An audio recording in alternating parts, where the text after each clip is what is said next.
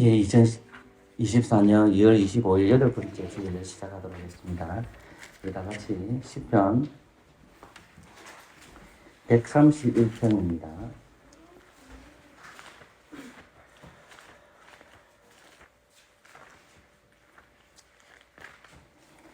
예, 함께 읽겠습니다. 여호와여, 내 마음이 교만치 아니하고 내 눈이 높지 아니하며 내가 큰 일과 미치지 못할 귀한 일을 힘쓰지 아니하나이다. 실로 내가 내 심령으로 고요하고 병케 하기를 젖대 나이가 그 어미 품에 있음 같게 하였나니 내 중심이 젖대 나이와 같도다. 이스라엘아, 지금부터 영원까지 여호와를 바랄지어다. 아멘. 예배로 나오는 자들에게 주님께서 축복의 인사로 말씀하십니다.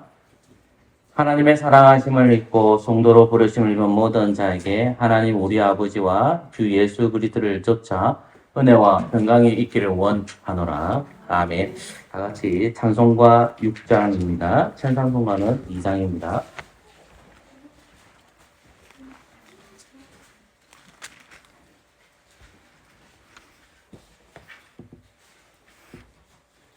찬송가 6장입니다.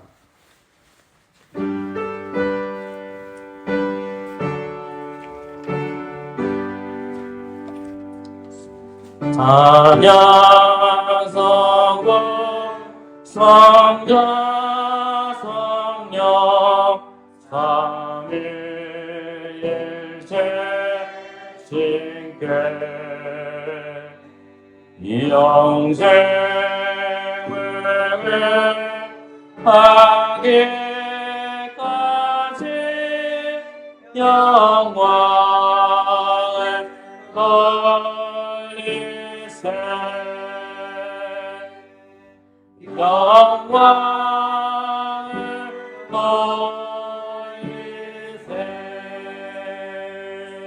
아멘. 아멘.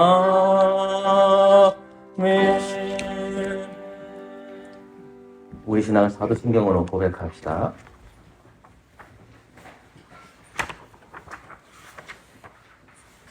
예배 길잡이를 참고하셔도 괜찮습니다.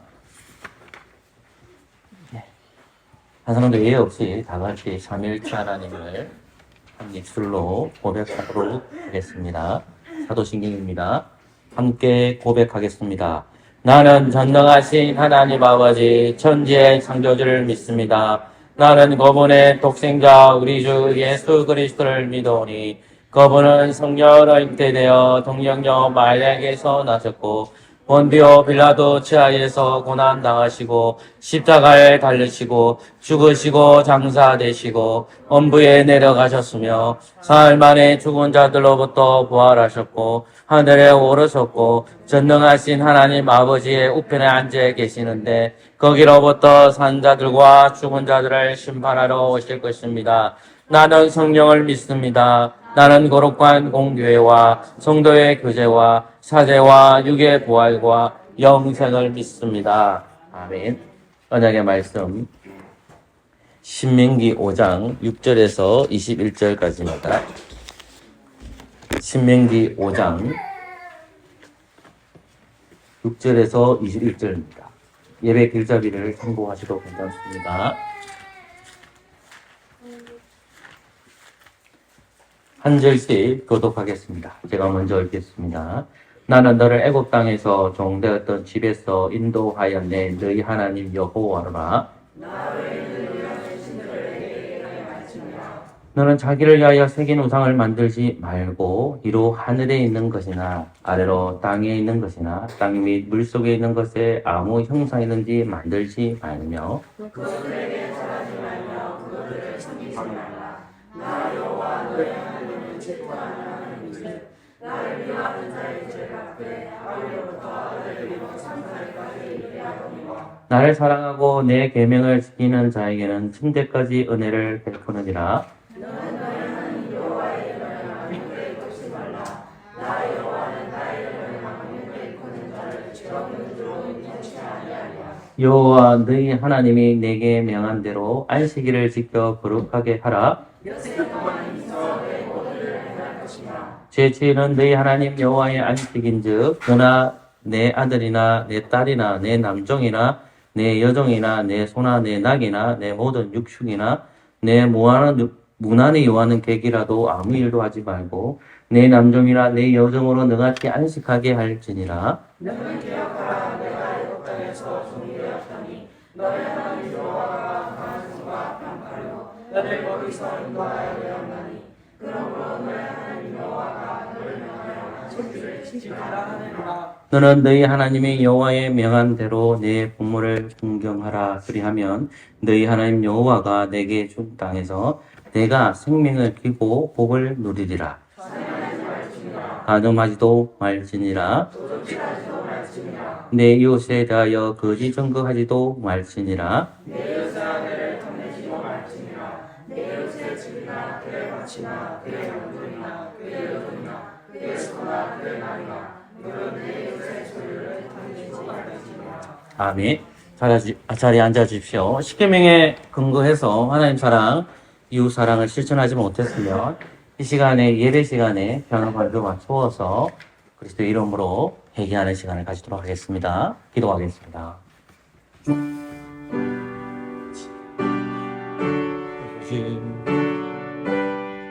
주여. 아멘.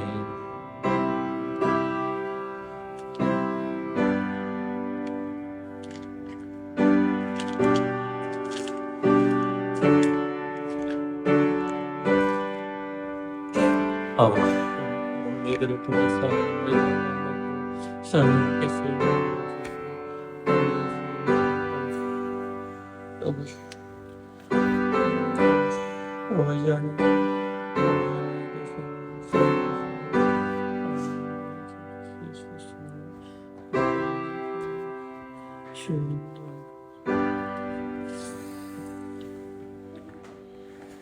회개하는 자에게 주님께서는 이사야서 1장 18절 말씀을 선포하십니다. 여호와께서 말씀하시되 오라 우리가 서로 변론하자. 너희 죄가 종은 같을지라도 눈과 같이 희어질 것이요 진홍같이 붉을지라도 양털같이 되리라.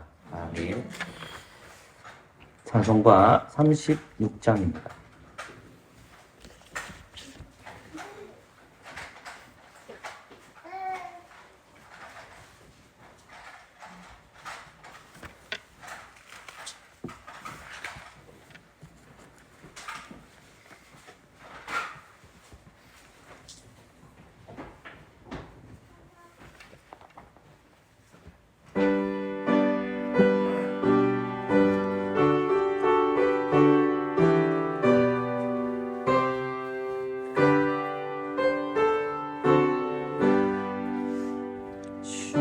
예수 이름 덮게 여하자야 하여라.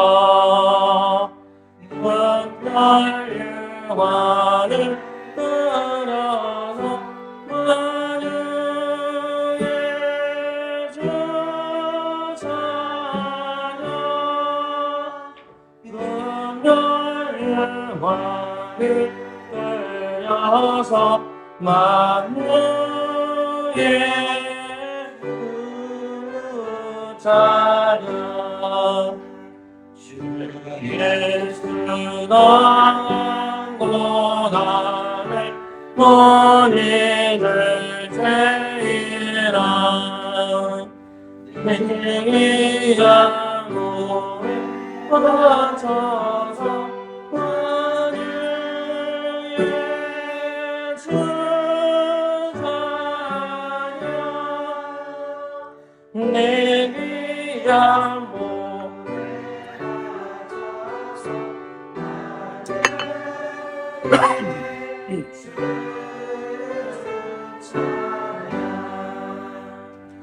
이제 우리의 거하는 오늘과 속속들 그 거신이여 높여서 만유의 주 찬양. 그 거신이여 영 높여서 만유의 주 찬양 주민 날 성도가 함께 주 앞에 엎드려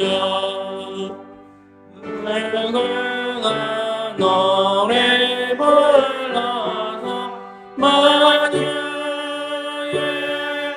주 찬양 늙은 노래 불러서 만유의 주 찬양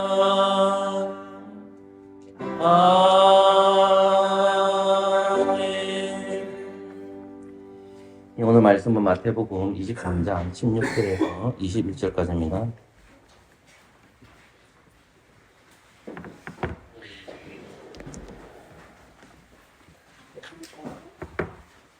마태복음 23장입니다. 신약성경 마태복음 23장 16절에서 22절까지입니다. 제가 하나의 말씀 읽어드리겠습니다. 하 이슬 전자 소경된 인도자여 너희가 말하되 누구든지 성전으로 맹세하면 아무 일 없거니와 성전의 금으로 맹세하면 지킬지라 하는도다. 우매이여 소경들이여 어느 것이 크뇨? 그 금이냐? 금을 거룩하게 하는 성전이냐? 너희가 또 이르되 누구든지 제단으로 맹세하면 아무 일 없거니와 그 위에 있는 예물로 맹세하면 지킬지라 하는도다.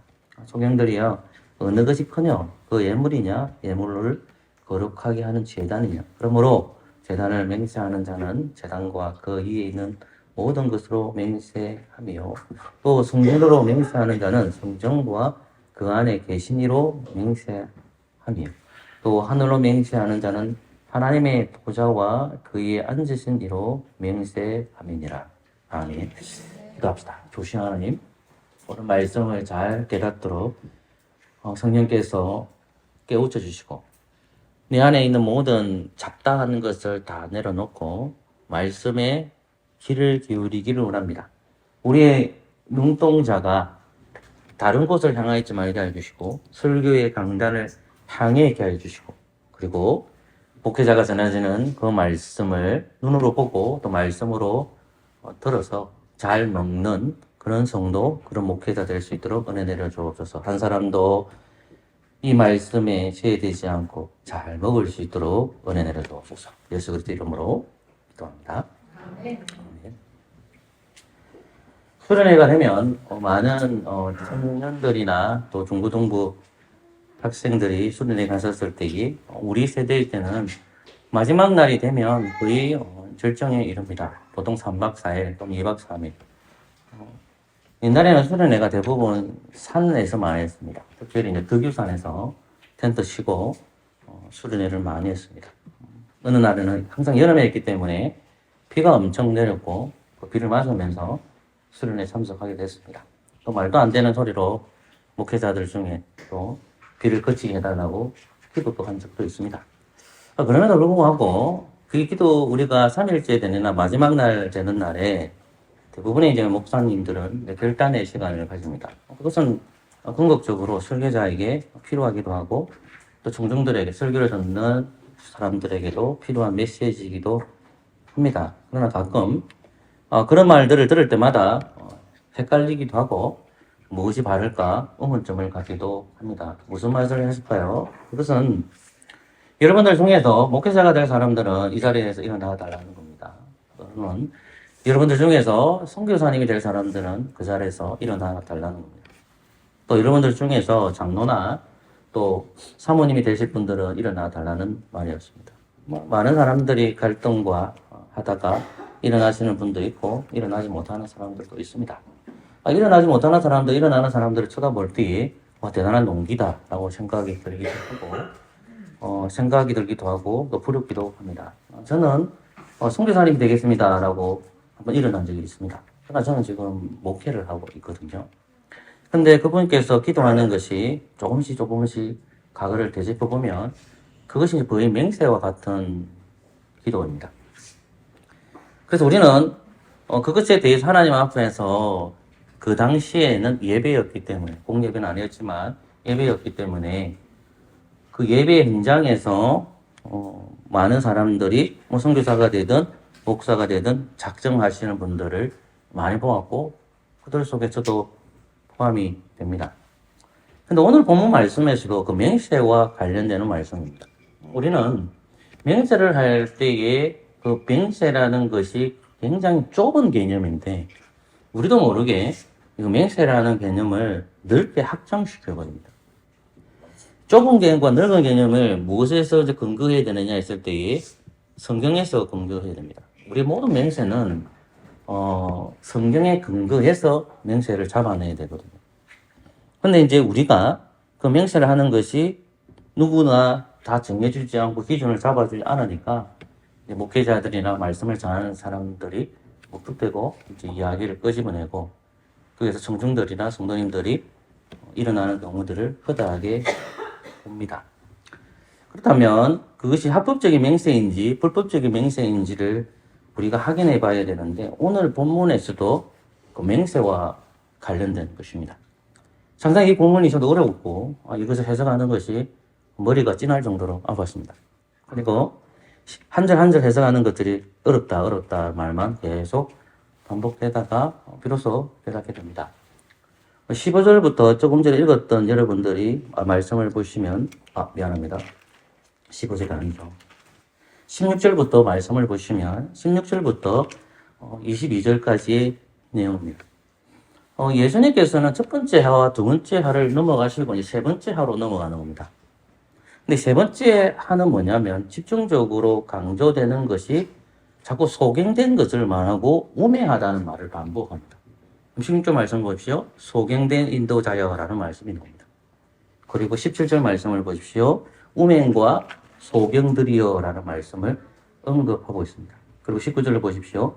소경들이여라는 말씀도 언급하고 있습니다. 그리고 누가 그러면 소경들이냐라는 말씀을 집중해야 됩니다. 그것은 다름 아닌 바리새인들과 서기관들이라는 것입니다. 자, 바리새인들과 서기관들을 왜 우맹하다 하고 소경된 인도자라고 할 거예요? 우맹이라는 것은 어리석은 자라는 거 가르칩니다. 그것은 뭐냐면 그들이 합법적인 맹세와 바른 맹세를 또 인도하는 사람이 되어야 되는데 합법적인 맹세나 바른 인도를 하는 맹세가 아니라 불법적인 맹세를 하기 때문에 그들을 가리켜 소경된 자여라고 합니다. 그리고 소경된 인도자여라고 하고 있고 그리고 그들을 가리켜 우매한 자, 어리석은 자라고 말씀하는 것입니다. 여러분 조금 더 우려 조금 이 본문을 살펴봅시다. 16절 말씀을 보면 이 바리새인들의 서기관들이 소경된 인도자여라고 했습니다. 시간이 가겠지만 이 구절 한 구절만 우리가 살펴봅시다. 마태복음 9장으로 가보십시오. 마태복음 9장 27절부터 34절 말씀 한번 찾아보십시오. 마태복음 9장 27절에서 34절 제가 읽겠습니다. 예수께서 거기서 떠나가시되 주 소경이 따라오며 소리질러 가로되 다윗의 자손이여 우리를 불쌍히 여기소서 하더니 예수께서 집에 들어갔으며 소경들이 나아오거늘 예수께서 이르시되 내가 능히 이 일 한 줄을 믿느냐 대답하되 주여 그래하오이다 하니 이 예수께서 저희 눈을 만지시면 가라사대 너희 믿음대로 되라 하신대 그 눈들이 밝아진지라 예수께서 엄히 경계하시되 상가 아무에게도 알게 하지 말라 하셨으나 저희가 나가서 예수의 소문을 온 땅에 전파하라. 저희가 나갈 때에 귀신 들려 벙어리 된 자를 예수께 데려오니 귀신이 쫓겨나고 벙어리가 말하는 것을 우리가 기이 여겨 가로되 이스라엘 가운데서 이를 본 때가 없다 하되 바리새인들은 가로되 저가 귀신을 너희 왕을 빙자하여 귀신을 쫓아낸다 하더라. 아멘. 44절 말씀에 집중해야 됩니다. 지금 우리가 설교를 듣는 사람들은 제자들과 무리들이지만은 지금 예수님께서 설교에 지적하고 책망하는 사람들 누구냐면 바리새인들과 서기관들입니다. 자꾸 까먹고 싶어서 사두개인들 중에서 가장 큰 어른이 대제사장들과 제사장들이거든요. 그들은 성전을 중심으로 해서 말씀을 가르치는 자들입니다.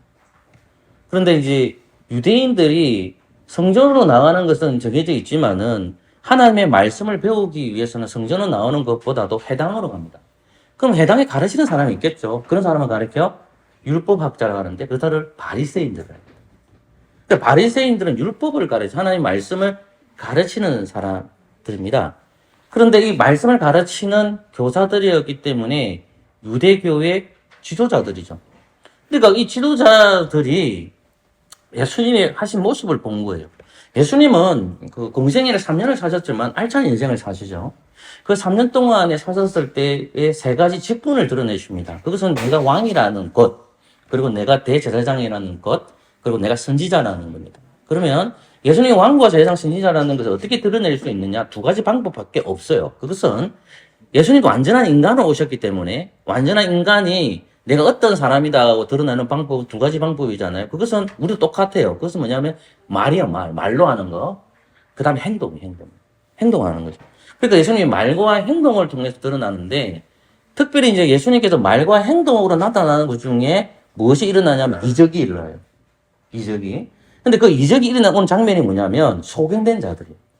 그러니까 소경된 자들이 눈이 봉사, 보이질 않아요. 보이질 않는데, 여러분들이 나중에 시간이 되시면 9장 23절을 보면 앞부분에 보면 예수님의 소문이 온데 퍼져버려요. 그러니까 12회로 혈류증으로 고생하는 여인이 예수님을 만나자마자 치유받았다는 것이 온 소문에 퍼져요. 그 다음에 이어지는 본문이에요, 이 본문이. 그러니까 많은 사람들이 누구를 찾아오느냐면 대제사장을 가서 자기의 병을 치료를 받아야 된다. 구약의 백성들은, 언약의 백성들, 의사들이 누구냐면 대제사장이에요, 대제사장. 레위지파 사람들에게 진단을 받아야 되는데, 그들에게 가지 아니하고 누구한테 가냐면 예수님에게 가는 거예요. 왜 예수님에 나가니까 병든 자가 치료를 받으니까요. 근데 예수님께서 그 병든 자를 치료하시는 이유가 뭐냐면, 병을 고치는 것이 목적이 아니에요, 주님은. 우리는 항상 설교나 메시지를 들을 때, 이 말을 들을 때, 여러분들이 병이 있잖아요. 저도 병이 있고 여러분들 다 병이 있잖아요. 그러면 병 나오면 엄청난 기적이잖아요. 그런 체험이 있을 수도 있어요. 제가 드리는 말씀은 뭐냐면 예수님이 보여주는 것은 왜 눈먼 자를 치료하느냐는 거예요. 그 눈먼 자들의 어떤 신앙 고백이 있거든요. 눈먼 자를 볼 수 없잖아요. 이 사람은 이스라엘 백성들인데. 아무도 찾아주지 않았고 이 사람들의 병을 고쳐주지 않습니다. 근데 이 사람들이 소문을 들었다는 말입니다. 여러분, 소문을 들었다는 게 왜 중요하냐면, 여러분 잘 아시는 기생 라합이 구원을 받았습니다. 기생 라합은 무엇을 들었을까요? 소문을 들었다는 거죠. 기생 라합이 소문을 듣고 3일차 하나님을 복해요. 소문을 듣고 내가 너가 하나님 안다라고 분명히 정탐꾼에게 이야기하는 거예요. 구원은 믿음에서 나죠. 근데 구원은 뭐부터 나느냐? 들음에서 난다는 겁니다. 들려지는 거예요. 들려지는 거예요. 들려지는데 그 가나안 백성들 중에서 기생으로 있는 그 라합의 집에서 구원이 임했다는 거예요. 그 가정에 구원이 임했다는 말씀입니다. 똑같이 예수님께서 이적을 행하시고 말씀을 행하시는 것들이 온 땅에 소문이 퍼지는 거예요. 그러면 그 소문을 듣고 이 두 소경들이 찾아온 거예요. 그러면 소경들이 할 수 있는 뭐예요? 눈에 보이지 않으니까. 어떻게 하는 겁니까? 눈이 봉사입니다. 보이지 않아요? 어떻게 하는 방법이 잘 맞을까요? 그들이 이렇게 외치는 겁니다. 9장 27절 말씀 쳐다보십시오. 이렇게 되어 있죠. 두 소경이 따라오면 소리 지르 가로되 뭐라 되어 있습니까? 다윗의 자손이야 됩니다. 다윗의 자손이야 하고 증거해요. 왜 이것이 중요합니까? 우리는 구약 본문에 익숙한 사람들은 이 예수님께서 여인의 후손을 오시지만은 다윗의 후손이라는 거죠. 그러면 다윗의 자손이요 라고 외친 것은 다윗이 왕이라는 것입니다. 제가 좀 지적 좀 할게요. 자리 앉으시다.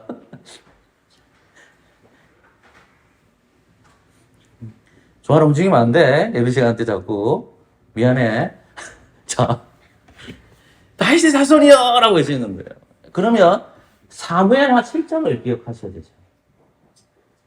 하나님께서는 다윗이 바세바를 가늠했어도 불구하고 하나님께서는 다윗의 가문에서, 다윗의 집안에서, 유다의 집안에서 왕이 태어날 것이라는 거예요. 메시아가 온다는 거예요. 그러니까 이 소경들이 할 수 있는 방법이 뭐예요? 입으로 해야 되는 거예요. 그럼 불러야 되잖아. 어떻게 불러야 됩니까? 다윗의 자손이 이 말은 약속을 기다렸다는 거예요. 메시아를 기다렸다는 거예요. 다윗의 후손으로 오시는 메시아야 하는 거예요. 그래서 예수님께서 찾아가셔서 그들 눈을 어떻게 합니까? 만져줍니다. 눈이 나아졌죠? 근데 이 양반들이 야 아무에게 이야기하지 마라 하니까 복음을 자꾸 외치고 싶은 거예요. 예? 여러분 어때요? 돈이 많은 사람들이 돈 자랑을 하고 싶고 내가 좀 똑똑한 사람들은 뭘 자랑을 하고 싶잖아요. 그죠? 그러니까 요즘 이제 책을 자꾸 출판하는 사람 보니까 또 책으로 또 자랑하는 사람도 있고 여러 가지 자랑을 하고 싶잖아요. 이 욕구가 드러나니까. 근데 이 양반들은 이제 뭐냐면 자기가 나았잖아요. 얼마나 기쁘겠어요. 눈이 뜨였는데 보이니까 이거를 오대 소문을 내는 거예요. 그들 중에 병든 자가 있는 거예요. 누굴까? 말 못하는 자예요. 벙어리예요, 벙어리. 근데 벙어리를 데리고 가는 거예요. 자, 그 벙어리를 데려가서 예수님께서 그 벙어리를 어떻게 합니까? 낫게 합니다. 벙어리가 어떻게 하죠? 말을 하죠. 우리는 항상 어디에 집중합니까 또? 병에 집중합니다. 자, 예수님이 자꾸 보여주는 건 뭐예요? 병으로 가면 안 돼요. 병으로 가면 안, 누굽니까? 예수님이 메시아로 왔다는 거예요. 그런데 그러한 것들을 예수님께서 하신 말씀과 예수님께서 이적을 행하신 것을 눈으로 보고 귀로 들은 자들이 있었습니다. 그것은 다름 아닌 율법의 학자인 바리새인들입니다. 그 바리새인들이 어떻게 평가를 했습니까? 그게 34절입니다. 같이 읽어볼까요? 시작. 바리새인들이 가로되 저가 귀신을 왕을 빙자하여 귀신을 쫓아낸다 하더라. 아멘. 전만은 귀신의 왕이야. 메시아가 아니야. 능력이 있는 것은 하나님의 아들이기 때문에 그런 것이 아니야. 메시아가 아니야. 저만은 귀신의 왕이야. 그 말이 뭐예요? 사탄이야. 이 말이잖아요. 타락한 천사들의 꼬봉이야. 왕이야, 왕. 메시아가 아니야. 바리새인들은 율법의 학자임에서도 불구하고 그들의 눈이 어떻게 됐죠? 봉해졌죠. 자, 보세요. 지금 눈이 감겨진 자가 눈이 나아지는 역사를 봤어요. 근데 정작 영적으로 봉사가 누구예요? 바리새인들입니다. 그리고 이 벙어리 된 사람들, 이 사람들은 하나님의 이름을 찬송하고 있단 말이에요. 불쌍히 여기소서라는 말씀이 언급되고 있단 말이에요. 다윗의 자손이라고 고백했단 말입니다. 그런데 이 양반들은 왜 바리새인들 어때요? 귀신이다. 귀신을 다스리는 왕이다. 그의 능력은 사탄으로부터 왔다라고 하는 그들의 입술이 어떻게 됩니까? 벙어리입니다. 실제적으로 말을 하지만 하나님을 찬양하는 입이 아닙니다. 벙어리가 됐습니다. 예, 음악 끕시다. 자, 눈도 멀고 귀도 멀게 된 거죠. 입도 멀게 된 거죠. 자, 그러니까 이 본문 안에서 이제 생각해 드릴 게 뭘까요? 그것은 뭐냐면 예수님에 대한 소문이 퍼졌기 때문에 이제 마태복음 23장으로 오는 겁니다. 마태복음 23장에서 조금 전에 제가 말했던 바리새인들은 입과 눈이 영적으로 뭡니까? 벙어리고 영적으로 눈먼 봉사입니다. 근데 이 눈먼 봉사가 입이 하나님 찬양하는 못하는 그 벙어리된 입이 어떻게 합니까? 인도합니다. 그러니까 구절에 어디에 있냐? 하이슬진적 소경된 인도자여 되어 있는 거예요. 이해되셨죠? 예? 자, 그러면 보십시오. 너희가 말하던데 누구든지 성전으로 맹세하면 아무 일 없거니와 성전의 금으로 맹세하면 지킬지라 하는도다 되어 있는 겁니다. 그러면 쉽게 생각해 봅시다. 바리새인과 서기관들이 무엇을 가르치느냐? 맹세를 가르칩니다. 근데 예수님이 23장에도 맹세 부분을 바리새인들과 서기관들에게 지도를 하지만 예수님께서는 마태복음 5장 33절과 37절에서도 맹세를 얘기합니다. 그리고 마태복음 5장으로 가보십시오. 마태복음 5장입니다. 마태복음 5장입니다. 자, 마태복음 5장 말씀 제가 읽을게요. 또 옛사람에게 말한 바 헛된 맹세를 하지 말고 내 맹세한 것을 주께 지키라 하였다는 것을 너희가 들었으나 나는 너희에게 이르노니 도무지 맹세하지 말자니 하늘로도 말라 이는 하나님의 보좌이며 땅으로도 말라 이는 하나님의 발등상이며 예루살렘도 말라 이는 큰 임금의 성이며 내 머리로도 말라 이는 내가 한 트럭도 희고 끊게 할 수 없습니다. 오직 너희 말은 옳다 옳다 아니라 아니라 하라. 이에서 지나은 곳으로 그것은 악을 쫓아 나느니라. 아멘. 이 말씀은 똑같은 말씀, 비슷한 말씀이 누가 하냐면 예수님의 동생 야고보가 말합니다. 야고보 선생님이 이 비슷한 말씀 하시는데 그 야고보서 5장 12절 찾지 마세요. 이거는요. 야고보서 5장 12절에 보면 내 형제들아 무엇보다도 맹세하지 말지니 하늘로나 땅으로나 아무 다른 것으로도 맹세하지 말고 오직 너희의 그렇다 하는 것은 그렇다 하고 아니라 하는 것은 아니라 하여 제 정함을 면하라 되어 있습니다. 아멘. 이게 무슨 말일까요? 여러분 이 말씀을 좀 이해하기 위해서는 조금 설명을 제가 좀 하겠습니다. 이스라엘 백성들은 맹세를 하기 위해서 대부분 어디로 가냐면 제단이나 성막이나 성전으로 갑니다. 그곳이 어디냐면 예배 장소입니다. 자, 족장시대 사람들은 하나님께 맹세하기 위해서 운모를 파거나 제단을 샀습니다. 뭐 하기 위해서? 하나님께 뭐 하기 위해서요? 예배하기 위해서. 예배 드리면서 뭐 할까요? 하나님께 맹세합니다. 그리고 이제 성전에 갑니다. 성전에, 성막에 갑니다. 성막에 똑같이 예배 장소입니다. 근데 예배 장소가 텐트이기 때문에 움직입니다. 40년 동안. 그럼 그 40년 동안 요즘 이스라엘 백성들 맹세하는 장소가 어디로 갔냐? 예배 장소로 갑니다. 똑같이 이제 성전입니다. 솔로몬이 성전을 건축했습니다. 그럼 이스라엘 백성들이 어디로 가야 됩니까? 성전으로 가야 됩니다. 그럼 멀리 있는 사람들은 저 성전으로 나올 수가 없잖아요. 유다 지파 사람들이나 베들레헴 지파는 단 지파 사람들은 좀 가깝지만은 저 이쪽에 있는 사람들은 멀잖아요. 물론 단은 이쪽이죠. 원래 땅 이쪽이지만. 왜 이쪽에 있는 단 지파 같은 경우에 내려와서 예배를 드리는 것이 힘들잖아요. 그래서 그들이 삼재 절기를 지키잖아요. 근데 그들이 하나님 앞에 맹세를 하고 싶으면 어디를 바라보라고 했습니까? 예루살렘 성전을 바라보라고. 예루살렘 성전을 바라보는 거. 왜 예루살렘 성전을 바라보아야 될까요? 그것이 뭡니까? 하나님과 우리를 이어주는 뭐가 되기 때문에 그렇습니까? 중보자, 사닥다리가 되기 때문에 그렇죠. 그래서 장적옷이 그리스도를 예표를 보여주는 것입니다. 그런데 조금 전에 읽었던 마태복음 5장과 그리고 야고보서 5장 12절에서는 뭐라고 궁극적으로 얘기하는 게 뭐냐면 맹세하지 말라는 거예요. 그러면 이 예수님께서 산상설교하는 내용이 5장에서 7장 내용 조금만 정신 차립시다. 5장 그 7장에 산상설교가 엄청 많이 나와요. 근데 그 산상설교 안에 산에서 설교하는 것 중에서 맹세하지 말라는 말이야. 그럼 맹세하지 말라는 말은 무슨 말이냐면 여기에 있는 성전이 이제 참 성전의 역할을 못한다는 거예요. 그럼 여기에 있는 성전이 뭐냐? 어딜까요, 여기가? 예루살렘 성전입니다. 주님께서 뭘 야구했냐면 진짜 성전이 온다는 거예요. 그 진짜 성전이 누구였습니까? 예수님을 가르칩니다. 여러분 요한복음 4장 가보세요. 이건 찾읍시다.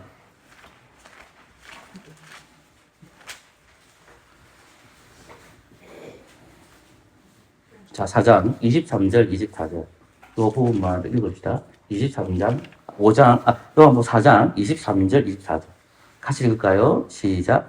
아버지께서 참으로 예배하는 자들은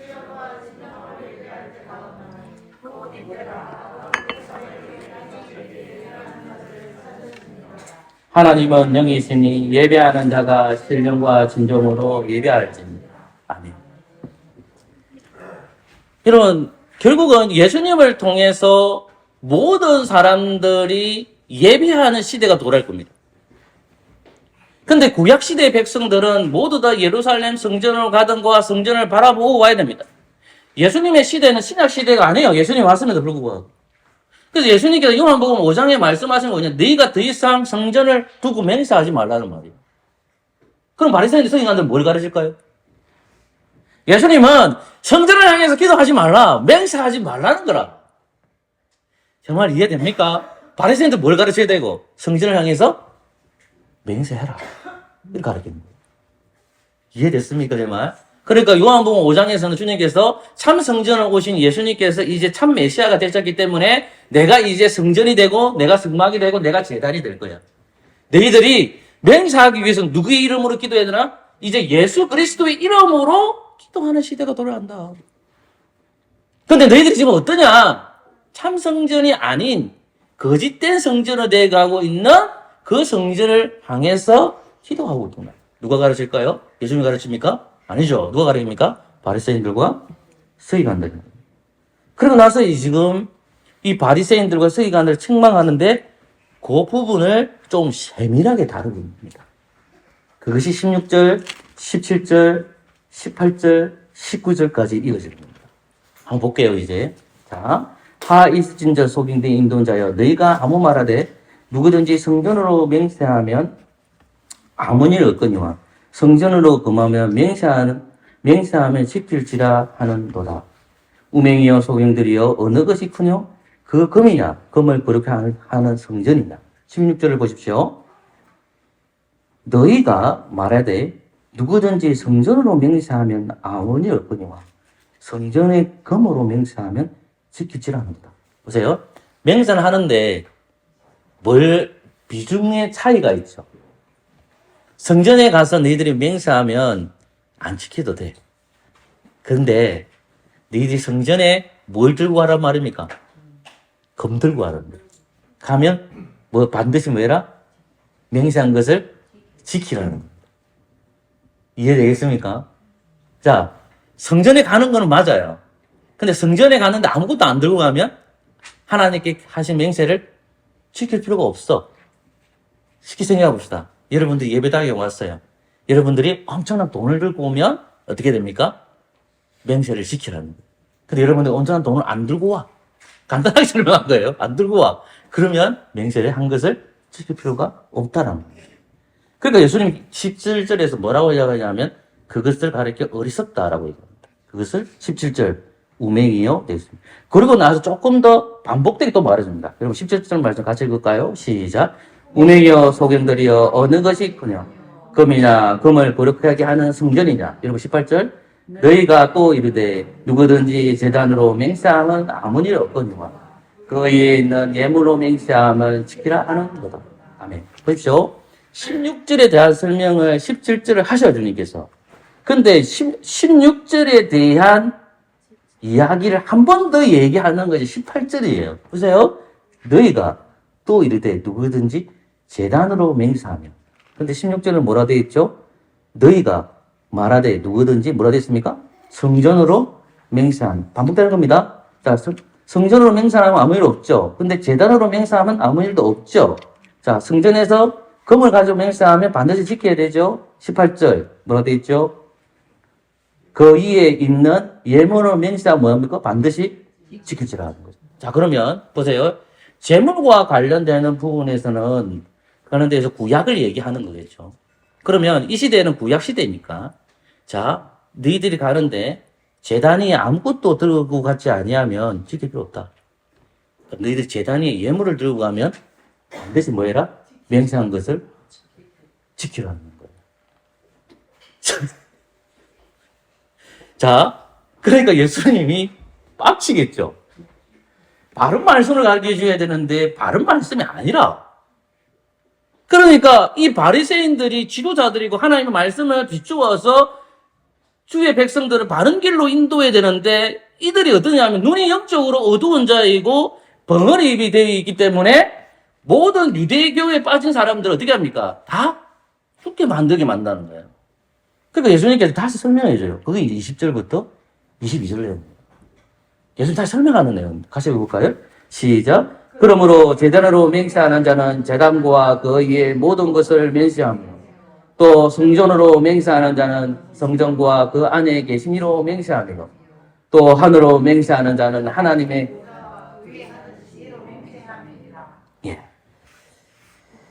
자, 이 부분을 이제 조금 해결을 해봅시다. 하나씩 좀 해결할 필요가 있습니다. 예수님은 제단으로 맹세하는 것은 제단의 예물을 포함으로 같이 다 합법적인 맹세라는 말입니다. 자, 생각을 해보십시오.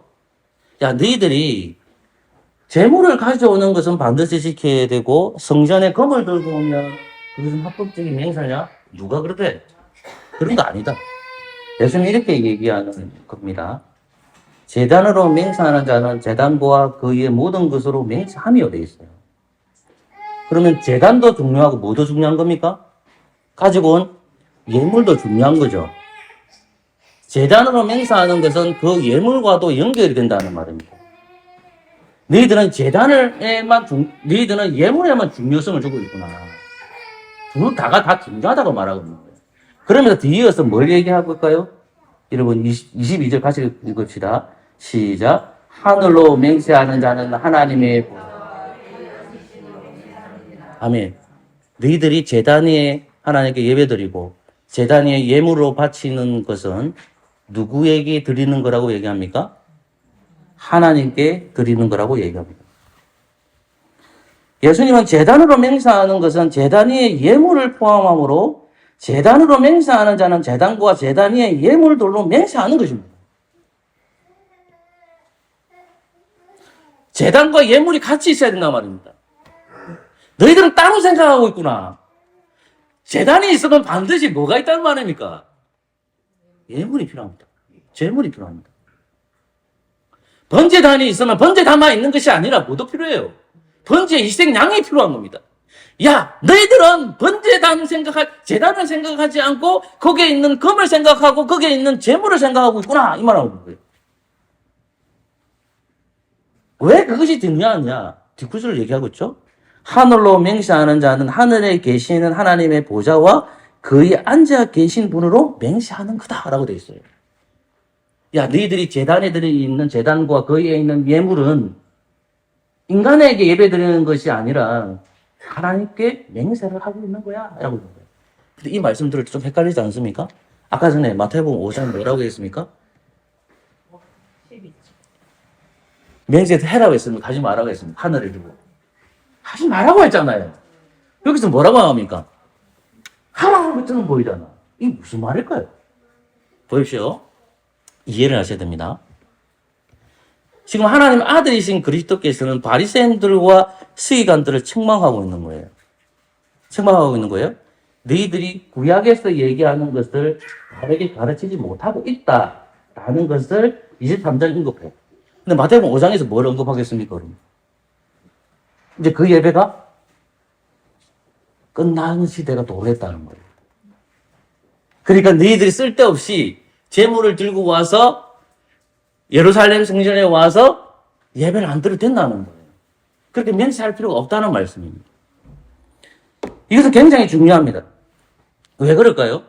지금 바리새인들과 서기관들은 아직도 구약에 있는 예루살렘 성전을 바라보고 있고 그들에게 합법적인 맹세를 이야기하고 있지만은 그들이 가르치는 맹세조차도 성경에서 근거한 맹세가 아니다는 거죠.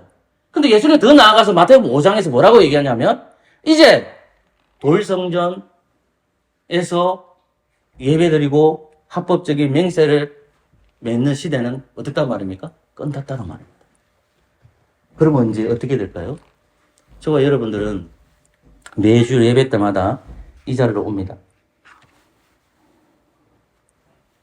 한 가지 예를 들어볼게요. 바울이 로마서 9장의 1절부터 5절에 이런 말합니다. 한번 들어보세요, 그냥. 9장 1절부터 5절까지입니다. 이것만 말씀하실게요. 내가 그리스도 안에서 참말로 하고 거짓말을 아니하노라. 내가 근심이 있는 것과 마음에 그치지 않는 고통이 있는 것을 내 양심이 성령 안에 나를 더불어 증거하노니 나의 형제 곧 골육의 친척을 위하여 내 자신의 저주를 받아 그리스도 안에서 끈을 질지라도 원하는 바로라. 저희는 이스라엘 사람이라 저희에게는 양자됨과 영광과 언약들과 율법을 세우실 것과 예배의 약속들이 있고 조상들도 저희 것이요 육신으로 하면 그리스도께서 저희에게서라는 말씀이십니다. 이게 나중에 집에 가서 한번 묵상해 보십시오. 바울이 왜 이 말을 했냐면 바울이 하나님 앞에 나와서 맹세하는 내용입니다. 근데 그 맹세하는 내용을 보면 하나님 앞에 배선물로 있는 것들을 얘기해요. 근데 이걸 조금 우리에게 꺼집된 거 하자는 거죠. 저와 여러분들이 합법적인 맹세하는 장소는 어디냐라고 질문하면 예배 장소. 예배 장소예요. 그럼 말씀을 인도하는 사람이 누굽니까? 목사죠. 목사가 가르칩니다. 그러면 제가 여러분들에게 합법적인 맹세를 가르쳐야 되잖아요. 이제 합법적인 맹세는 여러분들이 제가 구약 성전을 향해서 기도하라고 하지 않잖아요. 제가 여러분들이 성막을 향해서 기도하라고 하지 않잖아요. 제가 여러분들에게 재물을 많이 가져오라고 얘기하지 않잖아요.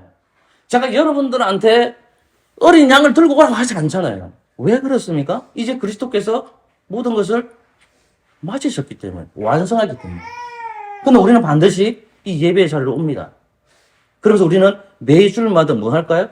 하나님 앞과 그리스도와 성령님 안에서 한 분이신 하나님 안에서 뭘 할까요? 맹세합니다. 맹세. 그게 합법적인 맹세입니다. 그 합법적인 맹세가 뭘까요? 다시 들어보세요. 제가 여러분들에게 복음을 가르치잖아요. 자, 복음을 가르친다 그럴 때 여러분들이 눈이 어떻게 돼요? 열리잖아요. 제가 아까 여러분들에게 봉사 얘기했고 누구 얘기했으면 벙어리 얘기했죠. 그죠? 그러면 여러분들이 가지고 있는 지병들이 있을 거잖아요. 여러분이 교회에 오냐고요. 여러분 지병을 해결해서 오겠습니까? 병원 가십시오. 저 그런 능력 있는 목사가 아닙니다. 근데 왜 우리가 변들이 들었을 때 왜 갑니까? 그 목사님 왜 찾아갑니까? 신유 집회로 왜 갑니까? 왜 갑니까? 내 병이 나밖에 원합니까?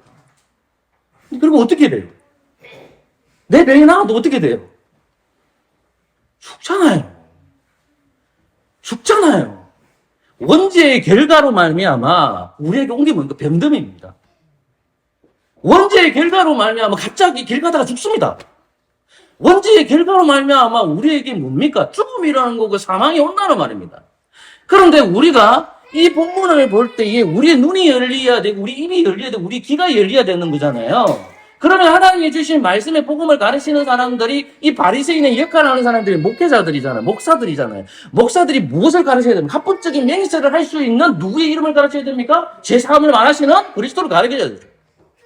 그리스도께서 온전한 성전이 되었기 때문에 하늘과 땅을 펴주시니까 그분을 가르칠 때 우리 눈이 열리고 우리 입이 열리져야 되는 거잖아요. 내 육신의 지병, 내 모든 가지고 있는 것이 아니라 그리스도를 만나셔야 된다고. 그리스도를 만나야만 내 눈이 열리고 내 귀가 열린다는 말입니다. 예수님의 말씀이 여러분들이 전해질 때에 눈이 열리고 내 귀가 열리는 거예요. 그런데 그리스도의 복음, 예수님께서 온전한 성전이 되셨다, 온전한 성막이 되셨다, 온전한 제물이 되셨다는 걸 가르치잖아요. 예수님이 제물이 되었다는 것을 가르쳐 주잖아요. 예수님이 번제단이 되셨다는 것을 가르쳐 주고 있잖아요, 제가요. 그런데 바리새인들은 예수님을 메시아로 인정하지 않아요. 그러니까 아직도 구약에 매여 있는데 구약을 가르치는 것 같지만 구약을 안 가르친다고. 이게 틀리잖아. 그 내용이 마태복음 23장이에요. 근데 5장에서는 이제 더 이상 그 시대가 아니다. 하늘로서 하늘과 땅을 이어주는 그 예루살렘 성전을 향해서 합법적인 맹세를 하지 마라. 이제 누구의 이름으로 맹세라는 말입니까? 예수 그리스도 이름으로 맹세하는. 여러분, 저는 여러분들이 학생으로 있고 또 여러분들이 주부로 있고 또 여러분 직장에 다니시고 여러 가지 다 다르겠죠. 그러면 여러분들과 저와 똑같은 맹세가 있습니다. 그 맹세가 뭘까요? 주님이 나의 죄 때문에 돌아가셨구나. 난 그 주님만 바라보고 살리라. 이것이 똑같은 맹세예요. 그럼 누가 가르쳐 주는 거예요? 성령께서 가르쳐 주시죠. 성령께서 가르쳐 주시죠. 그것을 믿는 사람들은 뭐가 임하지 않겠습니까? 화가 임하지 않습니다. 사랑하는 성도 마지막 전하겠습니다. 바리새인들과 서기관들은 소경이었습니다. 그들은 벙어리였습니다. 영적으로 말입니다. 하나님께서 말씀의 사역자인 저를 보내주셨습니다. 저는 여러분들에게 입을 열게 하고 눈을 열게 하시는 그리스도를 전무합니다. 그 그리스도께서 합법적인 맹세를 통해서 죄와 사망의 권세가 열려져 있습니다. 그리스도를 바라보십시오. 그리스도 이름으로 맹세하십시오. 그러면 주님께서 우리의 기도를 반드시 들어주실 것입니다. 그것을 믿는 저와 여러분 되시기를 소망합니다. 아멘. 찬송가 189장입니다.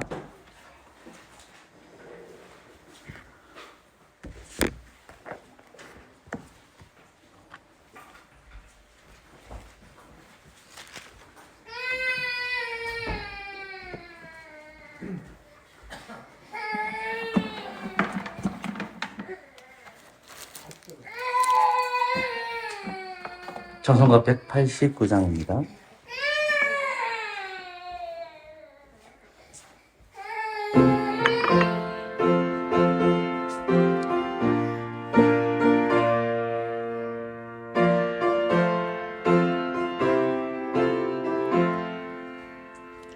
마음에 가득한 신을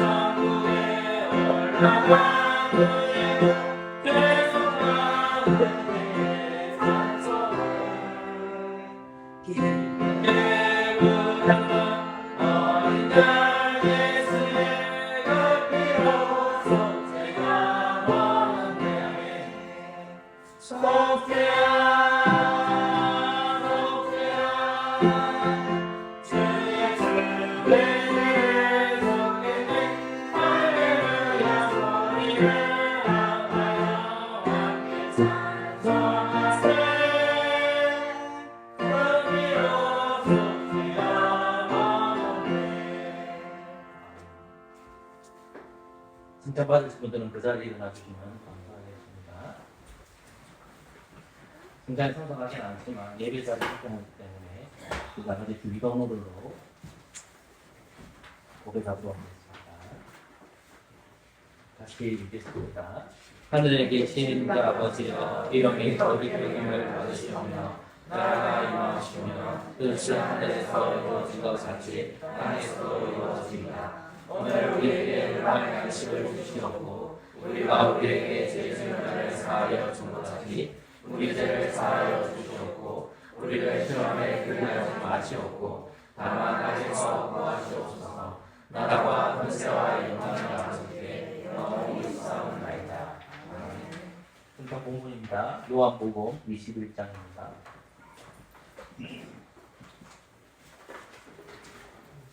18절입니다. 요한복음 21장 18절입니다. 제가 큰 소리로 읽어드리겠습니다. 내가 진실로 진실로 내게 이르노니 젊어서는 너가 스스로 뒤뛰고 원하는 곳으로 다니거니와 늙어서는 내 팔을 벌리니 남이 내게 뒤끼우고 원치 않은 곳으로 데려간다. 아멘. 이 장면은 사도 베드로가 주님 앞에 나와서 정전을 먹고 나와서 주님이 베드로에게 물어보는 장면입니다. 이것은 예수님께서 물어보십니다. 시몬 베드로야, 내가 나를 사랑하느냐라고 했을 때 내가 하나님을 사랑한다라고 합니다. 그래서 베드로는 어린 양을 먹이라고 합니다. 이 어린 양을 먹이라는 것은 15절에 교회를 가리킵니다. 그리고 16절에 다시 주님이 물어봤어요. 요한의 아들 시몬아, 내가 진짜 사랑하냐라고 물어보고요. 그러니까 사랑한다라고 말합니다. 그러자 주님께서는 교회를 치라라고 말씀합니다. 그리고 세 번째 점이 물어봅니다. 요한의 아들 시몬아, 너가 나를 사랑하느냐? 물어봅니다. 그러자 주님께서는 교회를 다시 치라라고 말씀합니다. 그리고 주님께서는 18절에 말씀하십니다. 이 18절에 내용은 한마디로 네가 복음 전하다가 죽는다라는 말입니다. 여러분들이 잘 로마에 있는 성 베드로의 성당이 있습니다. 그것은 굉장히 로마에 있어서 큰 건물 중에 하나라고 드러납니다. 베드로가 어디 묻혀 있느냐? 성 베드로 대성당에 묻혀 있다라고 합니다. 제가 값이가 잘 모르겠습니다. 그리고 베드로 복음 전하다가 어떻게 죽었느냐? 분명히 나와 있지 않습니다. 베드로는 십자가 주님은 바른 자세에서 죽으셨지만 베드로는 거꾸로 매달려서 순교하게 됩니다. 그러니까 우리는 21장 18절을 통해서만 베드로의 죽음을 주님께서 말씀하십니다. 내 양을 먹이고 쉬고 먹이다가 이 사도 베드로는 죽습니다. 사랑하는 여러분, 이 시간에 여러분들에게 뜻과 포도주를 나눠줍니다. 뜻과 포도주는 주님의 찢어지는 것과 한 방울의 피도 우리에게 다 흘렸습니다. 뜻과 포도주를 마실 때에 우리는 어떻게 될까요? 영광받은 우리가 고난의 자리로 나아갑니다. 여러분의 직장과 여러분의 학교와 여러분의 삶의 터전에서 고난을 겪어보십니다. 그러나 그 고난을 겪는 가운데서도 우리는 하나님 앞에 감사하는 성도가 되십시오. 주님의 찢어지는 고통을 통해 우리가 구원받았다는 것을 뜻과 포도주를 먹음으로 기억하고 살아가는 저희들 되시기를 소망합니다. 아멘.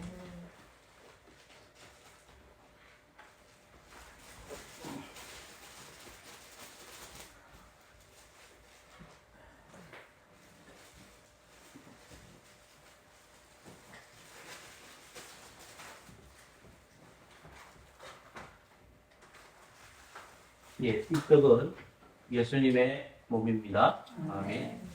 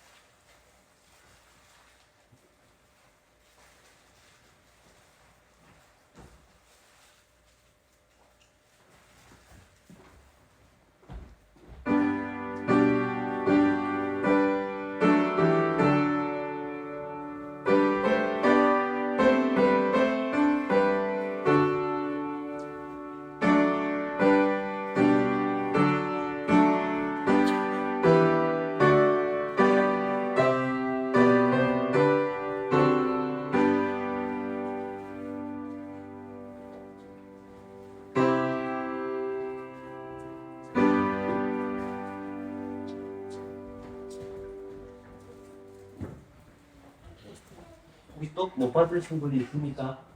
기도하겠습니다. 산뜻에 동참합니다. 예수 그리스도의 이름으로 기도합니다. 아멘.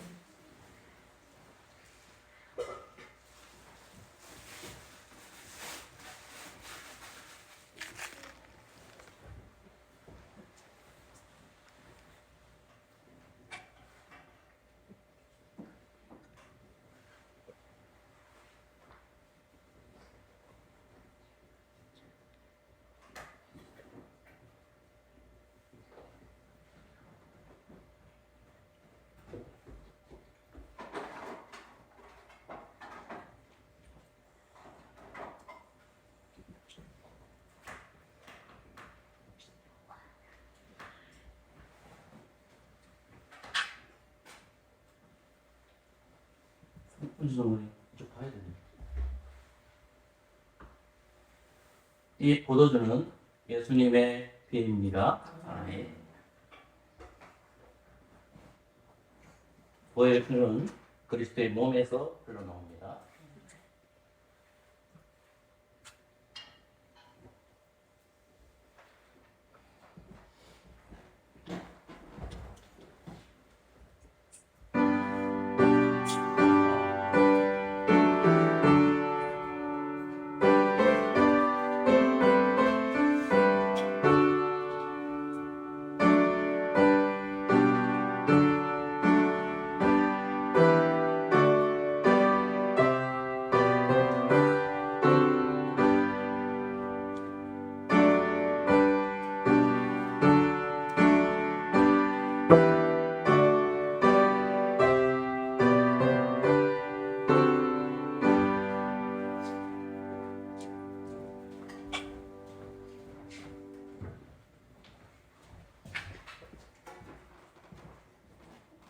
기도하겠습니다.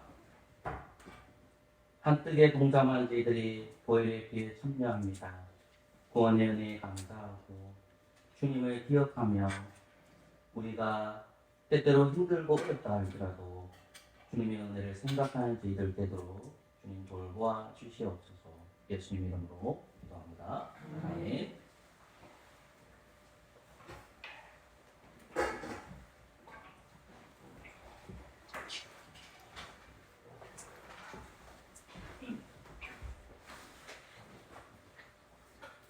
찬송가 284단으로 준비하신 구성을 하겠습니다.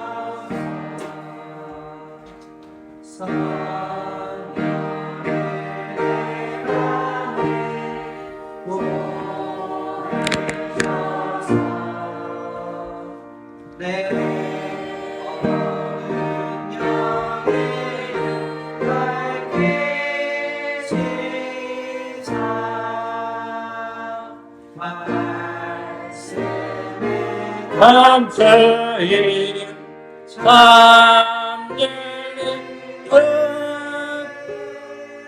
그 나라에 걸어가옵소서.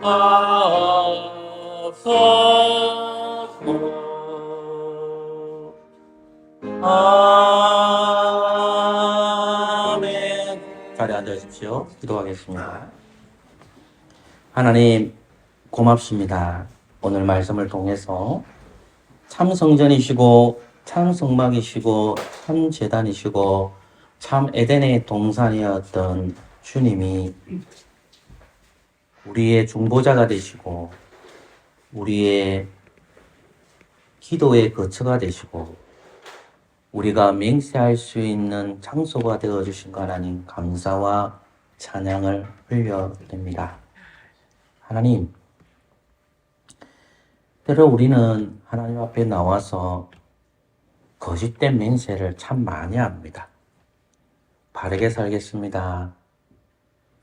하나님을 위해서 살겠습니다. 여러 가지 주님 앞에 맹세를 합니다. 그럴 때마다 우리는 넘어지고 우리는 그 맹세대로 지키지 못했음을 주님 용서하여 주시옵소서. 그리스도의 은혜가 아니면 저희들이 살아갈 수 없는 연약한 존재임을 고백합니다. 우리가 이 예배의 자리에 나와서 다시 한 번 더 맹세합니다. 주님, 우리를 돌봐주시고 우리를 지켜주시고 우리의 모든 안위를 책임져 주시옵소서. 하나님 말씀대로 살아가고 싶습니다. 주님께서 말씀하신 대로 살아가고 싶습니다. 이렇게 늘 맹세하지만 우리가 넘어지고 자빠지고 그럴 때마다 성령님께서 오셔서 저희들을 위로하여 주시고 하나님을 붙드는 영혼되도록 역사하여 주시옵소서. 아버지 하나님, 많은 사람들이 영육간에 아파하는 분들이 있습니다. 그분들 중에서 육신이 아픈 분들이 있습니다. 몸이 아픕니다. 쥐병이 있습니다. 감기도 걸립니다. 아버지 하나님, 영육간에 강건함을 주시옵소서. 육신의 평안함을 주시옵소서. 육신이 아프지 않도록 주님 역사하여 주시옵소서. 그러나 혹 내가 몸이 아프더라도 삼위일체 하나님에게 불평하고 원망하지 말게 하여 주시고 하나님을 찬송하는 입이 되게 하여 주옵소서. 경제적으로 힘든 성도가 있습니다. 부끄러워서 성도들한테 얘기도 못하고 남몰래 경제적 어려움 때문에 고통당하는 성도 있습니다. 하나님 아버지, 위로를 주시옵소서. 하나님을 만나게 해 주옵소서.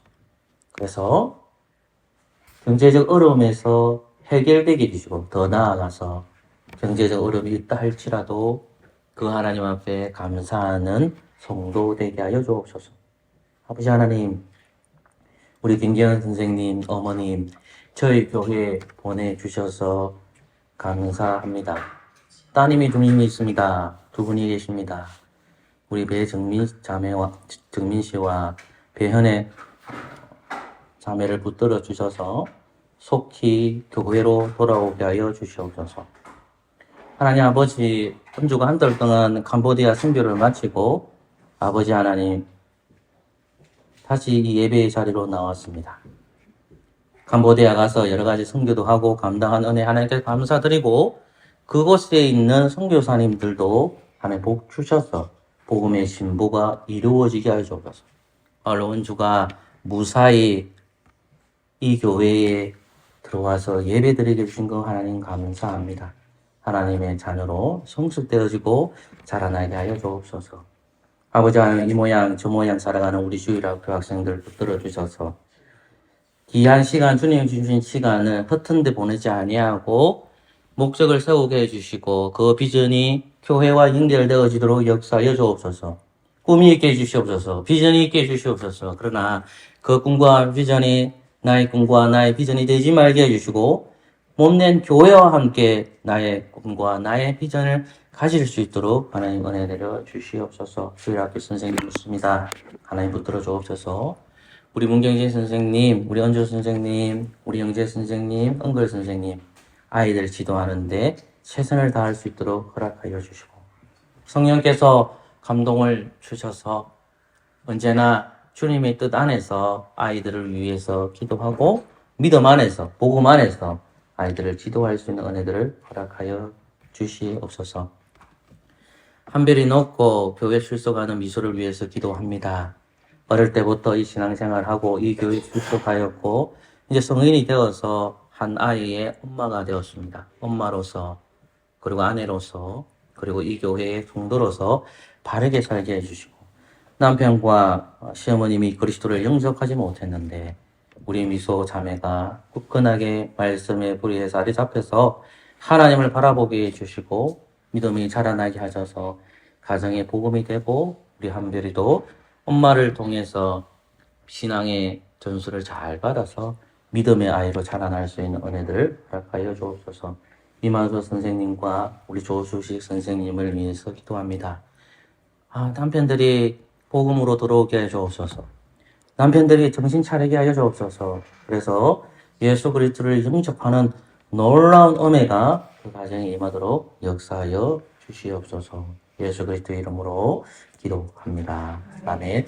감사의 찬송 시편 150편입니다. 시편 150편 물음으로 준비하신 헌금하도록 하겠습니다.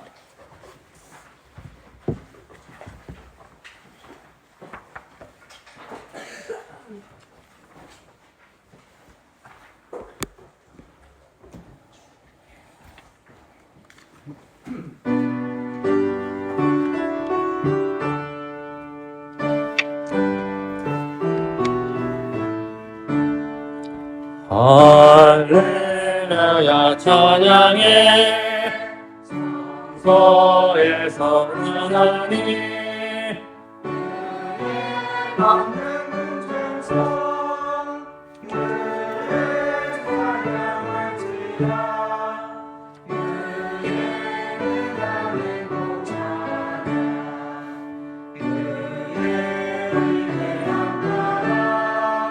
그를 찬양하여라 찬양할지어다 나팔 소리로 찬양 비파 술광과 제거 소거치어 춤추어 찬양할지라 너랑 큰 소로 주 찬양 큰 소리 나는 쟁을 높은 쟁음으로 찬양할지어다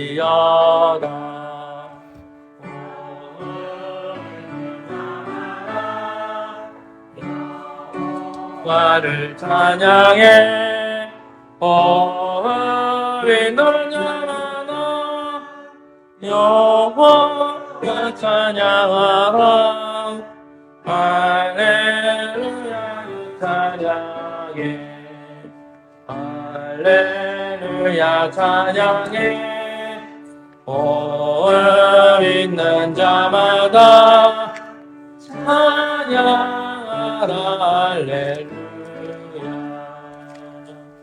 아멘. 기도하겠습니다. 빈손으로 오지 않고 하나님 앞에 이 헌금을 드립니다. 감사금과 추일헌금과 무명으로 드려지고 또한 11조헌금과 또 목적에 따라서 성교비와 이 목적에 따라서 헌금을 하나님 앞에 드립니다. 하나님 모든 것이 하나님의 은혜라는 것이 이 헌금에 나타나게 하여 주시고 우리가 물질을 초월할 수 있는 믿음을 허락하여 주옵소서. 사람은 욕심이 많은 줄 저희들이 압니다. 내가 가진 것을 나누어주기 싫어하는 것도 있습니다. 그러나 아버지 하나님 이 헌금을 받아주시고 우리의 신앙 고백이니 받아주시옵소서. 사정이 어려워서 헌금을 못한 성도님들도 좀 돌봐주시고 그들의 몸을 받아주시고 그러나 언제나 우리가 가난한 영혼들을 위해서 기도하고 헌금 생활에 철두철미할 수 있는 은혜들을 허락하여 주시옵소서. 하나님 뜻에 맞게 이 헌금이 사용되시기를 소망합니다. 재정에 오래 있는 분들이 이 헌금에 대해서 관리를 잘하고 또 투명하게 관리할 수 있도록 은혜를 내려주시옵소서. 예수 그리스도 이름으로 기도합니다. 아멘. 네, 다 같이 일어나셔서 주님 다시 오실 때까지 찬양하겠습니다.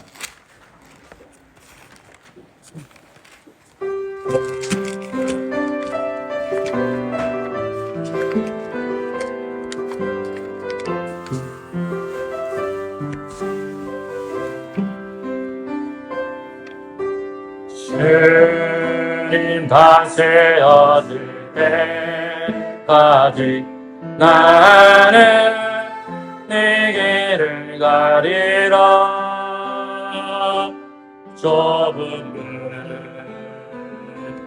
좁은 길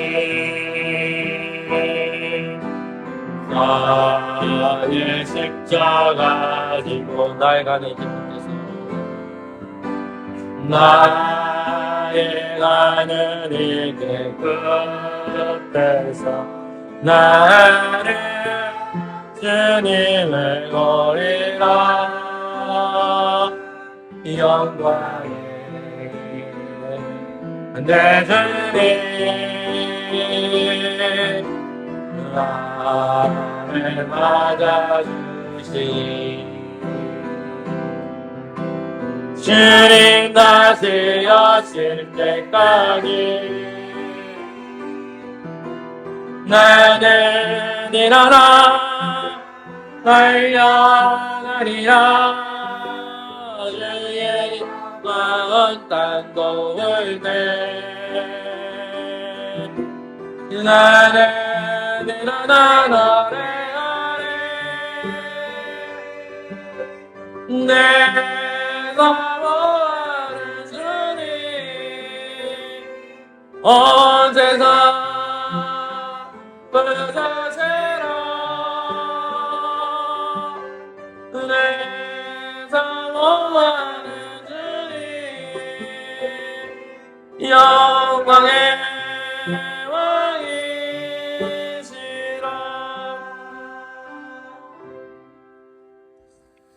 주 예수 그리스도의 은혜와 하나님의 사랑과 성령의 교통하심이 너희 무리와 함께 있을지어다. 아멘.